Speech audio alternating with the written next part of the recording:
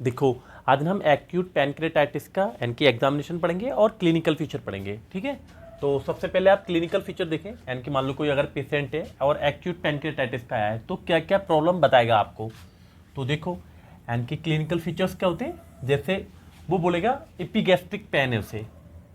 Epigastric mean यानी कि जैसे मान लो मैं तुम्हारे एब्डोमेन के 9 रीजन कर दूं, आपने 9 रीजन सबने पढ़े, तो ये वाला जो रीजन होगा वो कौन सा होगा, एपिगैस्ट्रिक।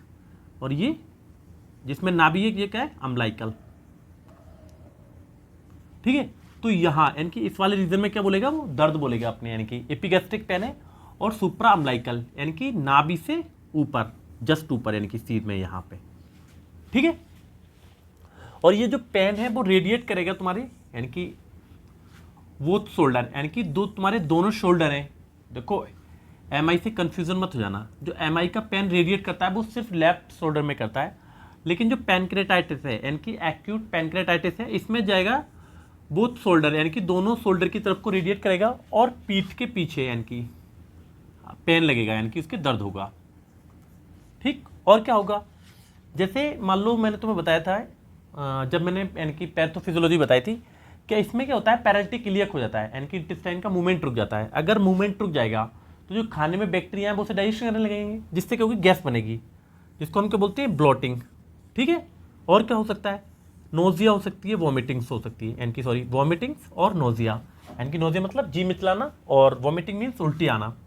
रिजिडिटी यानी कि जो तुम्हारी मसल्स है वो बहुत टाइट हो जाएगी एब्डोमेन की। डिस्टेंशन ऑफ एब्डोमेन यानी कि जो पेट है वो फूलने लगेगा उसका, पेशेंट का। टेंडरनेस बताएगा पेट में।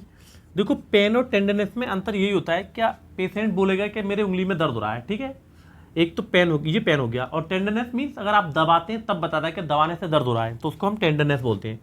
तो अगर आप एब्डोमेन को दबाएंगे तो बोलेगा कि मेरे पेन हो रहा है, ठीक। और क्या होगा, वीकनेस होगी से, कमजोरी क्यों फील होगी, क्योंकि उसका बीपी बहुत ज़्यादा फॉल करा हुआ होगा, ठीक है। और क्या होगा, फीवर होगा। देखो फीवर अगर कहीं पे भी इन्फ्लेमेशन है तो वहाँ पे क्या है, फीवर जैसी बातें होगा। तो ये तुम्हारे क्या हो गए, क्लिनिकल फीचर्स हो गए।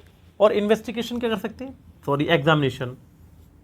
देखो इन्वेस्टिगेशन और एग्जामिनेशन में अंतर यही है, क्या इन्वेस्टिगेशन हम बाहर से कराते हैं, पैथोलॉजी यानी कि जो पैथोलॉजी जहाँ पे होती है उससे कराते हैं, और एग्जामिनेशन हम खुद करते हैं। तो मान लो अगर पेशेंट ने ये सिम्टम बताए तो हम उसका एग्जामिनेशन करेंगे। सबसे पहले हम क्या करेंगे, जनरल एग्जामिनेशन करेंगे। जनरल एग्जामिनेशन में जैसे देख लेंगे क्या फीवर तो नहीं है, तो फीवर होगा तो हो सकता है क्या मतलब पैनक्रेटाइटिस हो। और क्या होगा, टैकीकार्डिया होगा। टैकीकार्डिया मीन्स उसके हार्ट रेट बढ़ा हुआ होगा। तो टैकीकार्डिया कब बोलते हैं हम, अगर हार्ट रेट उसकी कितनी हो जाए, यानी कि 1 मिनट में 100 बार या उससे ज़्यादा तेजी से धड़कता है हमारा दिल, तो हम उसे टैकीकार्डिया बोलते हैं, ठीक है। तो टैकीकार्डिया होगी। और क्या होगा, जो उसकी सांस की गति है वो बढ़ी होगी, ठीक है। और बिलिरुबिन का लेवल बढ़ा हुआ होगा। तो बिलिरुबिन का तुम देख सकते हो, देखो 2 तरह से देखते हैं, एक तो पेपरल कंजक्टिवा और एक बल्बर कंजक्टिवा। तो जो बल्बर कंजक्टिवा होती है वो ऊपर होती है, तो उससे वो येलो कलर का दिखेगी तुम्हें। और क्या कर सकते हैं हम, सिस्टेमिक एग्जामिनेशन कर सकते हैं। जी तो सामान्य एग्जामिनेशन है, मान लो हम सामने से देखा, सिस्टेमिक वाइज देख सकते हैं, जैसे मान लो हमारा जीआईटी है, हार्ट है, लंग्स है। तो मोस्टली प्रॉब्लम क्या है तुम्हारी, जीआईटी की है, तो हम सबसे पहले किसका एग्जामिनेशन करेंगे, जीआईटी का। तो ना इसमें एक साइन बोलते हैं, यानी कि सीलर साइंस होता है। तो ये होता क्या है, जैसे जो तुम्हारी नाभि है अम्बलाइकल, तो उसके चारों ओर क्या होगा, इस तरह से रेड रेड दिखेगा, तो उसको हम सीलर साइन बोलते हैं। एब्डोमेन का साइज बढ़ा हुआ मिलेगा, यानी कि डिस्टेंशन, जैसे पेट उसका फूला हुआ है।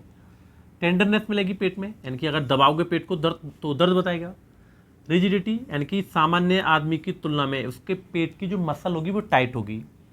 जो बावल साउंड्स हैं, यानी कि जैसे आंत अगर मूवमेंट करती है तो उसमें एक साउंड उत्पन्न होता है, तो वो साउंड या तो ऑब्सेंट होगा या फिर बिल्कुल ख़त्म होगा, ठीक है। और क्या कर सकते हैं हम, यानी कि रेस्पिरेटरी एग्जामिनेशन कर सकते हैं। क्यों कर सकते हैं, क्योंकि मैंने बताया था एक्यूट रेस्पिरेटरी डिस्ट्रेस सिंड्रोम हो जाता है, ठीक है। तो इसको देखने के लिए तो जैसे अस्कल्टेशन करेंगे, अस्कल्टेशन मीन्स यानी कि स्टेथोस्कोप लेंगे, ठीक है, और साउंड को सुनेंगे। तो अगर मान लो तुम्हारे लंग्स में पानी भर रखा है तो क्रैप साउंड आते हैं, ठीक है। तो इसमें क्या होता है, लंग्स में पानी भर जाता है तो पट पट के साउंड आ गई। परकशन कर सकते हैं हम। परकशन मीन्स क्या होगा, जैसे देखो ये है, ये और इस तरह से मार के, ठीक है, तो इसको हम परकशन बोलते हैं। तो अगर जहाँ पे फ्लूइड होता है तो वहाँ पे डलनेस साउंड होती है, और अगर एयर होती है वहाँ रेजोनेंस साउंड होती है। तो अगर फ्लूइड भरा हुआ है तो क्या होगी, डलनेस साउंड आएगा। ठीक, तो ये तुम्हारा एग्जामिनेशन हो गया और इन्वेस्टिगेशन हो गया। ठीक है, थैंक यू।